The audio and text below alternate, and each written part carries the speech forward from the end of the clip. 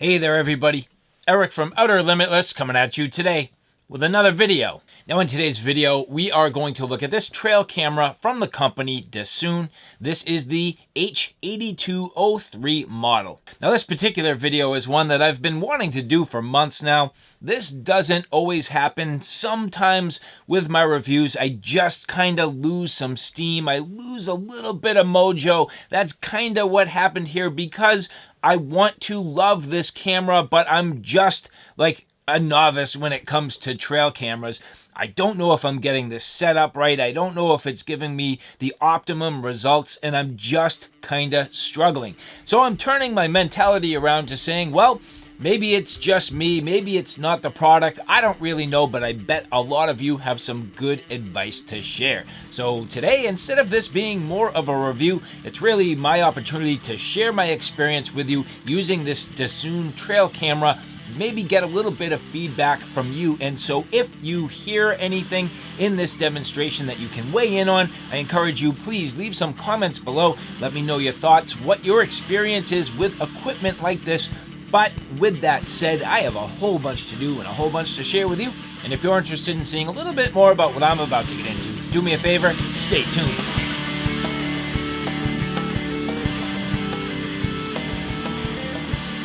Now, before we get too far, I would like to say thank you very much to the people at Dsoon who did provide this for review. Now, first things first, generally speaking, this seems to be a very nice quality, well-built trail camera for a reasonable price. This has great daytime quality, great nighttime quality. Where do I struggle with this? Well, quite honestly, it's really with battery life. I am struggling to find the optimum settings that strike the balance between the footage I'm trying to obtain and then the battery life so this can actually sustain being out in the field. Unfortunately for me, I've been really struggling to find that middle ground, so I'm either finding that my footage is not what I want it to be, or I'm just running out of battery way too fast. Now keep in mind, from my perspective, I am trying to get nature, so to speak, but at the same time on video. Now I know you can certainly get still photos, but keep in mind my media and my social media needs. On my channel, this is a video-based channel. I want good video footage. I would love for this to supplement what I do to get me some good quality footage while I'm out in the field. And so could I certainly get this set up for still photos? Yeah, I could. Would the batteries last a lot longer? It probably would. But again, I just really want good quality video footage, and this does have the capability of getting some really nice video images. So what we're going to do, we're going to take a look at this in detail. We're going to go through all of the features. Then I'm going to roll in the footage so you can kind of see what I'm working with, and I think that will also give you the ability to weigh in with a little more detail to maybe help me out a bit. So as we talk a little bit about the specifications on this trail camera, the first thing is they are saying this is going to be a 4K interpolated picture. So that's the first thing, the 4K image, if you so choose to set it that way. Now, in full reality with me, I pretty much don't do anything greater than 1080. So on my channel, pretty much everything gets rendered at 1080. I'm under the assumption that most people are watching these videos on smaller devices like cell phones or tablets, and really going much larger in size than 1080 is just inefficient at this particular time for my needs. So I do have this set up really for that need, and I still do struggle just a little bit with that. But as you look here, it's a pretty typical design. You end up with your outer housing, basically a clamshell opening, the inside with your settings and your screens and all the sort of navigation buttons, and then nicely weatherized. I can tell you that this lived at length outside for a number of months. I mean, this was outside for about 5 months straight in harsh environments, literally through blizzards, through windstorms, all the snow in the winter, and it did just fine. So I'm out here at Bushcraft Wonderland today, gonna enjoy a nice day out here, just in this beautiful wilderness, nice and snowy, cold day, but gorgeous nonetheless. And one of the big reasons why I came out here today, well, I have to retrieve the trail camera. So as you see here, this camera has been living out here now for a little while. I mean, just sitting in this tree through some adverse conditions, and I need to retrieve this to see how it's held up. It came back literally completely covered in sap and in ice, and this really had to thaw out, and that was just fine. It did okay, and I know that in my conversation here that the cold is going to contribute to the battery length and the battery life. So I'm not oblivious to that. I understand that. I just think that even with that said, it should have lasted a little bit longer. Now, it has definitely not been easy on this trail camera. This has been out here now at this point for a couple of months. Last week we had a real serious blizzard. I mean, it was actually a hurricane blizzard. And now at this point you can see it has been through an ice storm. Now, I don't expect the batteries lasted very long. I'm curious. This had only run really for one night prior to putting it out here to get a little bit of footage and to test it out. So I'm curious to see what I have on here, if anything, and if this even powers up. So this will be interesting to see how it held up. And as I mentioned, you can see it's pretty well iced over. So nothing's going to happen until I get this home and thaw it out. So as we go through the exterior features here, we'll work from top to bottom. This here is the infrared LEDs. So that is the actual infrared LEDs that emit at nighttime. Then we end up with two different lenses. So here on this side, this is the nighttime camera. This is the daytime camera. So you do end up with two independent cameras, one for nighttime, one for daytime. This here is the front motion sensor, and then you end up with two side motion sensors. So down here, these are all the motion sensors, and that's going to help pick up if there is activity and start the camera rolling. The exterior housing, very sound, nice hinges, very well done. Couple of different ways this can be mounted. And then on this side, you end up with some latches to hold everything shut. These do seem to do a pretty nice job, and they're tight enough that they do pull the housing together and then squash down a little gasket O-ring that goes around the inside of the case. Now on the bottom, you do have the ability to mount this if you so choose on some sort of a tripod, and this does come with a mount, which I did not use, but you do have the ability to mount this if you wanted to like screw this onto a post or something like that. You could potentially even screw this into a tree, although I probably personally would not do that. And then you basically get this mounted onto this little swivel here. So generally speaking, this does seem to perform pretty well, gives you a little flexibility and versatility in your setup. But rather what I opted to do is use the tree strap, so this was a little bit better for me. Pretty much just take this tree strap, thread it around and through the outside of the housing, and then you leverage this buckle, pretty much just feed the webbing through the buckle, pull it tight around the tree, and then that holds it in place. This did seem to work very well for me. I had absolutely no problems with it. It did exactly what I needed to, and if you look at how much strap you have here, there is more than enough to make it around a nice caliper tree. So no problem, that actually works out just fine. This webbing here more than ample, and this is exactly how I personally have mounted the camera. Now as we get into the inside here, this is pretty straightforward. If you've run trail cameras before, this is not going to be a surprise. This side here having your screen, all the settings, your menus. This side here, well, this is the battery compartment. Now, I've used both the fresh batteries that this came with, and I've run through those in pretty much no time. I mean, they literally ran out extremely fast. And then I've been doing a little bit of testing and just leveraging these rechargeable batteries, which can be hit or miss. That's another thing. I'll give you that. But if you look at how many batteries this really requires, it's just a ton. So as we pull these out, I mean, 8 batteries is just a super lot to have to use, and these are not necessarily rechargeable. Although the thing that I found funny, and I do need to read up on this a little bit more, when you look at the bottom here, you'll notice it does have the ability to plug this in. So whether or not that goes to a solar charger, or if that goes to more of like just like a power bank or a charger, I am not too sure.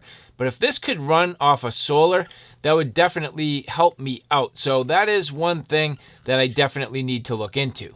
Now, as you take a look at the main screen here, you can see you will be able to get this oriented the way that you need. Here, your menu, this works out actually pretty easy. Everything about this fairly straightforward. The settings aren't difficult. This actually works out pretty well. And then here you can see cycling between the modes. So I was using the video mode at 1080p, and you can pretty much just set either way. Photo, video, get it ready. Now I got this all set up by going literally through the menu. This menu was very straightforward in terms of getting it set up. So setting day photo resolution, night photo resolution, video resolution, and all that. Very straightforward and simple. Now you do have the ability to change the video length. That is one thing that if you look here, it is set for 15 seconds. Now I struggled again. You'll see some of the footage. It's really strange to me. It did not seem to run for a full 15 seconds. And I thought that would be reasonable where, you know, it's not all the way up. I mean, you can go all the way up through a full minute here. And at that point, it continues to go far beyond. So actually, if we look at it here, up to 10 minutes of straight recording. I mean, I was at 15 seconds per clip, and I really ran out of batteries fairly quickly. I didn't run out of memory, I just ran out of batteries. So all in all, a little bit difficult. Now this also does audio recording, which is awesome. And, you know, really trying to take consideration as to the sensitivity and everything with that. So my side motion sensors were on. My sensitivity settings I had in the middle. And then at that, it really did a pretty nice job only picking up on actual people or wildlife. It wasn't really too sensitive or picking up things like moving branches or inanimate objects. Now the way you operate this, you pretty much start with this either in the off, so you can see here turning it off, in the test mode, which test allows you to work through all your settings and get this fully set up, which you can see here now at this point, that is on the test mode. And then when you're ready to go, you put it to on, it starts a countdown timer, and then it puts this into the full operational mode. The other thing here you can see, it does allow you to leverage a micro SD card, which it does come with one, and it supports up to 512 gigabytes. That's another thing. I mean, the fact of the matter is, at this point, with all the footage on here, I still have a full hour and 43 minutes of record time on this card, yet you can see the battery is fully run down and did eventually just literally run out. And then on top of that, the other thing, you do have an auxiliary sort of AV connector there. If you need to plug in headphones for some reason, you could do that. And then, well, the cable. As you notice, we are reverting way back. It's not even like this is a micro USB. It's just like your standard old school USB connector. So a little bit difficult. I did not have one of these, but luckily it does come with one in the package. So that kind of reverts you back a ways. But connectivity to the computer, other than that, fairly straightforward. This comes up just like a standard drive, and you can download all of your footage. And so now that you've seen the basic features, let's take a look at the actual footage itself so you can see what I'm talking about. And so here you can see getting the Dsoon H8203 trail camera out into the field. First, a real basic setup to make sure I knew what I was doing, playing with some of the settings in the daytime scenario. Some of the things that you can notice, it is very cool. You can see the date stamp, absolutely perfect. You can see that it does also take the temperature, very, very cool. And so the first test for me was getting this out on a hiking, camping, and backpacking trip. I did bring this out to get some real preliminary look at this, and I thought at the time this was going to be a great option for me. You can see the actual footage, both in the daytime and at nighttime, is absolutely fantastic. The motion sensor does work well, both the main central sensor and the side sensors. The only problem I had in this particular scenario, it did pick up pretty much all of my movement. So by the end of the night, I did have to get up and swivel the camera to a different angle. but generally speaking, you can see here, very clear, very good quality picture. The infrared working well, and that nighttime lens doing a fantastic job. But transitioning here to the daytime footage, you can see the daytime camera also very good. And it's interesting where the two cameras line up almost exactly. So between that nighttime camera and the daytime camera, very, very good. So I'm here today at Bushcraft Wonderland.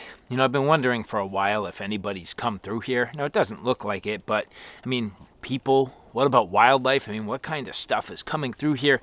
Well, this is a great opportunity to test this Dsoon trail camera. I'm gonna find a spot where I can stash this. Hopefully nobody really sees it, even if they do come through here. And well, even if people don't come through here, maybe I'll catch some cool glimpses of some wildlife. So we're gonna get this set up pretty straightforward. Really just leverages this strap. I'm gonna wrap it around a tree, get it positioned where I think it makes sense. And well, we'll come back in a while. Hopefully it still has some battery life, and we'll go from there. See what we get for footage, and we will review this soon. So hopefully this is still here when I come back. And so even though I got this set up at Bushcraft Wonderland, unfortunately for me, it really didn't do anything. I got it set up out in the field, left it out for a few months, and unfortunately, I didn't even get a single video clip other than the one from me setting it up. So what I did was I brought this back home, got some fresh batteries in it, and I set it up near my house in a location where I knew there would be some activity. Now you'll see a little bit later on, this spot was actually very strategic for a reason, but as I had it out there, this was actually picking up a lot of the activity from my driveway. So whether it was at night or in the daytime, you can see picking up the activity of people coming and going. Now, another thing worth noting, it was very, very cold. All of this activity happening in the same day, so very cold, freezing conditions, and definitely took a toll on the batteries. And I don't know if that ultimately had a problem with the way this worked by the end of this test, but it definitely left this questionable in my mind. So as you look here, you can see this did pick up activity throughout pretty much that entire day. All the coming and going and the different things that were going on with my family, some of our visitors, different things that I was getting involved with, and just picking up the general traffic of the day. Now the good thing is it was really only picking up human activity, not really so much the branches that were moving and blowing in the breeze. But what you can notice is eventually I did get some activity and a rabbit that was hopping around. Now I knew that rabbit was in this particular location and hoped I would catch him, which I did. But as you notice, it's really weird. The actual footage of the rabbit was literally only single-second clips. It's unfortunate. I was hoping it would have lasted longer. And so all in all, I definitely want to like this. I think it's a nice camera. I'm just personally a novice. I just don't know how to get the settings quite right, what to say about the actual battery life. If it wasn't for the battery life, this would be fantastic. I'm generally happy with the footage. I don't quite understand why this was timing out so fast on some of those shots, and especially when this was around my house with that rabbit. I don't quite get it. It should have gone to a full 15 seconds. It appears to have just sort of cut out. I don't quite get it. So am I missing something? Is there something I'm doing wrong? Is it the quality of the camera? I'm just a novice. I don't have the experience. I don't really know. But that's where all of you come in. So do me a favor, weigh in the comments below. Let me know your thoughts. And so again, I would like to say thank you very much to the people at Dsoon for providing this for review. And for the rest of you, if you like this content, do me a favor, take a look at my Outer Limitless channel, which is my primary channel. On that channel, I cover everything from hiking, camping, and backpacking excursions, all the gear that goes with it. So sleep systems, shelter systems, knives, axes, backpacks, flashlights, you name it. That's my Outer Limitless YouTube channel. So all right, guys, thanks for stopping by. I hope you like what you saw. I hope you found it a little bit informative. If you like what you saw, please like, share, and subscribe. And as always, thanks for stopping by. Take care now. I'll see you soon.